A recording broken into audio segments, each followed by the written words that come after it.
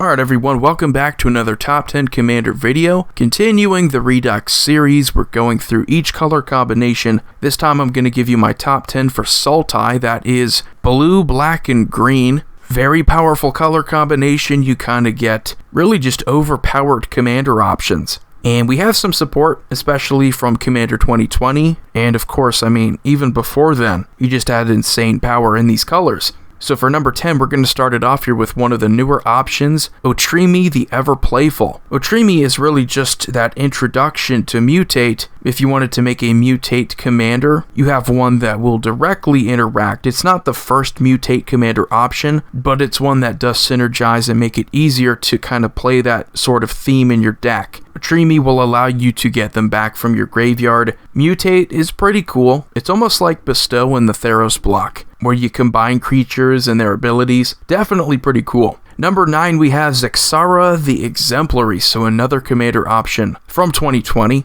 And here we have pretty much the perfect Hydra commander. I know we have no shortage of them, but this is perfect for X-costed spells, and that might actually be even the better option. But you play your X-costed spells, you get those tokens. It just overall makes it so much easier to play. You get all that token support, but it's very similar to Roshi and Mandarin, where you get mana to play X-costed spells, and you really just benefit from playing nothing but those spells. And then number 8, we have Sultai Charm. You get good removal for monocolored creatures, which is a ton of them. Artifacts and enchantments, that's a bunch. You can then draw 2 cards and then discard a card. So very powerful. You get all 3 modes this time, which is so rare in these 3-color charms, where all 3 modes are just as useful. And then number 7, we have Sidisi Brute Tyrant. We have better zombie tribal, of course, but it's never really bad when you have a consistent way of getting those 2/2s. I've said a lot how 2/2 zombies are some of the best tokens that you can have in Commander, because they're the most consistent ones that you can get.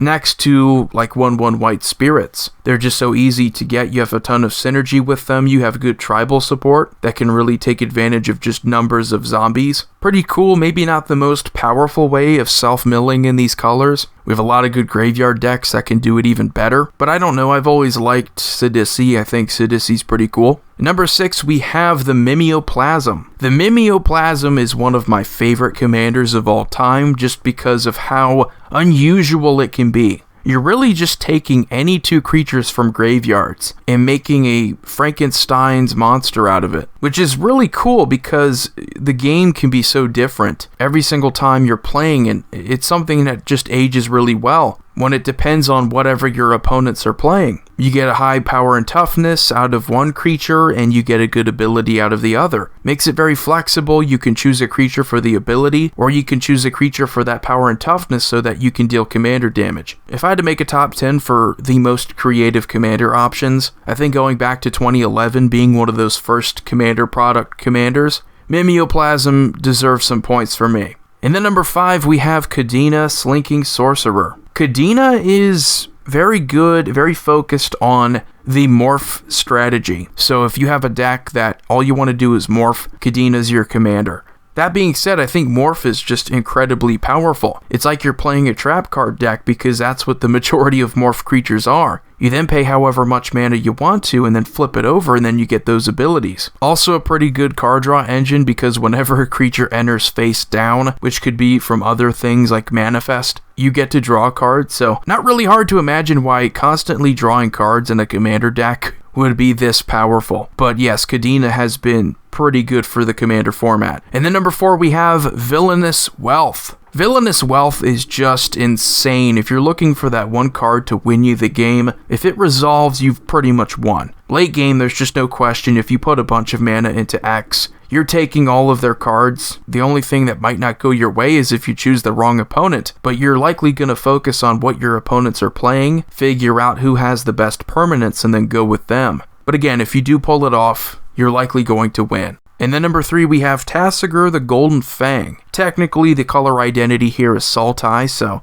you knew it had to be on here. Tasigur is just ridiculously powerful as a commander option because the activated ability in combination with Delve can make it so that the cards you get back to your hand from your opponent are going to be exactly the cards that you need. And a big theme with Sultai is just recycling and making use out of cards in your graveyard. You can get back the same cantrips, you can get back the same counter spells, the same removal spells, making it just a little bit different than the next card on this list. But for the longest time, I mean, Tasigur has been one of the more powerful commanders. That's just so easy to take advantage of. It's so easy to go off early in the game, set up, and then have all these cards in your graveyard. Your commander has just ridiculous cost reduction if you're able to fill your graveyard, and that's ridiculous. Your commander is so easy to take advantage of, and it's just so easy to constantly replay him. And then number 2, we have Muldrotha the Gravetithe. So this is what I was talking about. Muldrotha is just ridiculously overpowered. I mean, everybody knows about the combos, everybody knows about the locks. Pretty much the same thing that I was talking about with Tasigur, but maybe even a little bit better depending on what kind of permanents you're playing. You don't get the same kind of support for instants and sorceries. You don't get to bring those cards back over and over again, but you may not need to. I think Muldrotha is just ridiculously easy to fool around with. You could throw a Muldrotha into just about any deck that's playing these colors, and